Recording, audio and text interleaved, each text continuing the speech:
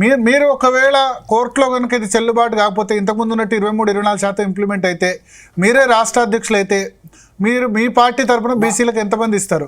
మన బీసీ ముఖ్యమంత్రి అనౌన్స్ చేశారు ఎలక్షన్స్ ముందు, సరే మీరు గెలవలేదు కానీ CLP leader sir BJLP leader వచ్చేసి రెడ్డికి ఇచ్చారు, బీసీకి ఇవ్వలేదు.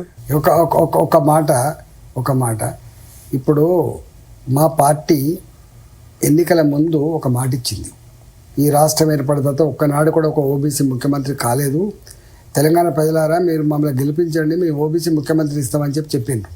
వింటున్నారండి? ఇవాళ మీరు దేశంలో సామాజిక సమతుల్యత పాటించే ఏకైక పార్టీ భారతీయ జనతా పార్టీ. ఇవాళ ఇప్పుడే మా ప్రధానమంత్రి గారు చెప్పిండ్రు, ఎవరిని మేము రాష్ట్రపతులను చేసినాం, ఎంతమంది బీసీ మంత్రులను చేసినాం, కేంద్రంలో ఎంతమంది ఎస్సీ మంత్రులను చేసినాం, ఎస్టీ మంత్రులను చేసినాం, మా సామాజిక సమతుల్యత ఎట్లా ఉంది, మీ అవగాహన ఎట్లా ఉంది, ఇవన్నీ ఇప్పుడే చెప్పిండు.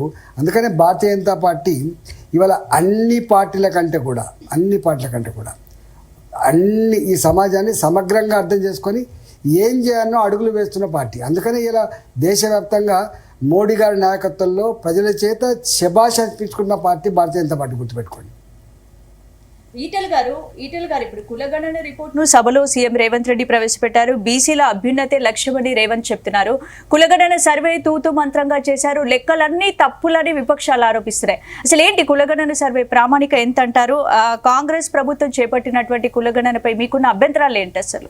ఇప్పుడు వాళ్ళే చెప్తుండ్రు, ఇప్పుడు ముస్లింల జనాభా అంటాడు, ఈ ముస్లింలలో బీసీలు ఉన్నారంటాడు, 10% బీసీలు ఉన్నారంటాడు. ఇలా ఆలకే స్పష్టత.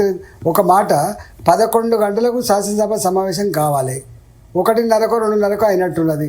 అంటే వాళ్ళ సమస్య అసలు ఏం చెప్పాను, అసెంబ్లీని అయితే సమావేశపరిచింది కానీ ఏం చెప్పాను కూడా వాళ్ళకు ఎజెండా లేదు. ఒక గంట పేలవంగా సాగింది. దాంట్లో నేను ఏం కామెంట్ చేస్తానండి? ప్రజలే దీన్ని అర్థం చేసుకుంటారు, మేధావులు అర్థం చేసుకుంటారు దీని మీద.